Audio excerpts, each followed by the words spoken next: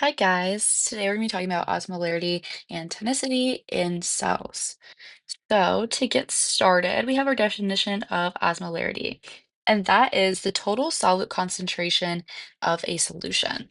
So for an example here, if there was 1 liter with 1 mole of NaCl, then it would be 2 osmolarity. And this goes back to Gen Chem with your dissociation of particles and your electrolytes.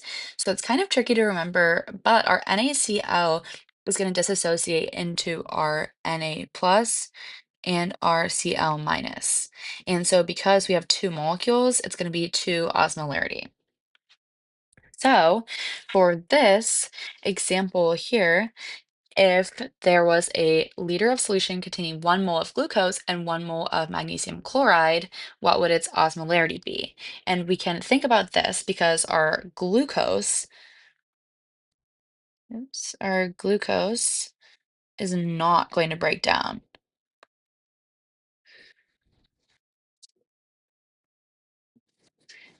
So that's going to give us 1. And then we have our MgCl2, which will dissociate into ions. So it'll be Mg plus and 2 Cl minus, which will give us 3 for a total osmolarity of 4. So that's kind of how our osmolarity works. And here we have more solute equals less water. So if we go down here to our cell volume with our tonicity, we can kind of go over this and look at what happens to each cell. So we know that our cell is going to have aquaporins. These aquaporins are going to allow the water from the extracellular fluid to change and move across the membrane. So our if we start with our hypertonic, we see that our water wants to leave because there are so many cells outside, or so many like solutes outside of the cell.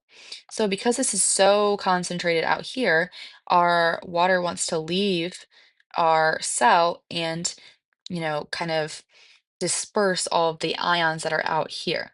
So that means because our water is, if we have it here, our water is leaving our cell is then going to shrink and it's going to be shriveled up.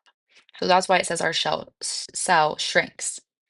If it's isotonic, we know our prefix iso equals the same, so there's going to be no change in the shape.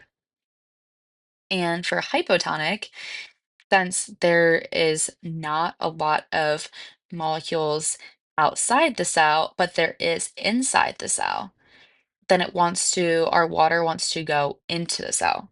So our cell is going to swell. And I like to remember this because I think hypotonic, like, oh, it's getting bigger. So that's kind of how I remember the difference between hypo and hypertonic. And also, you have to remember that our tonicity does not equal our osmolarity.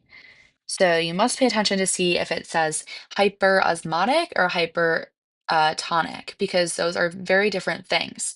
Our tonicity, as we see here, considers the concentration of our non-penetrating solutes. And if we go back up here, our osmolarity is the total solute concentration.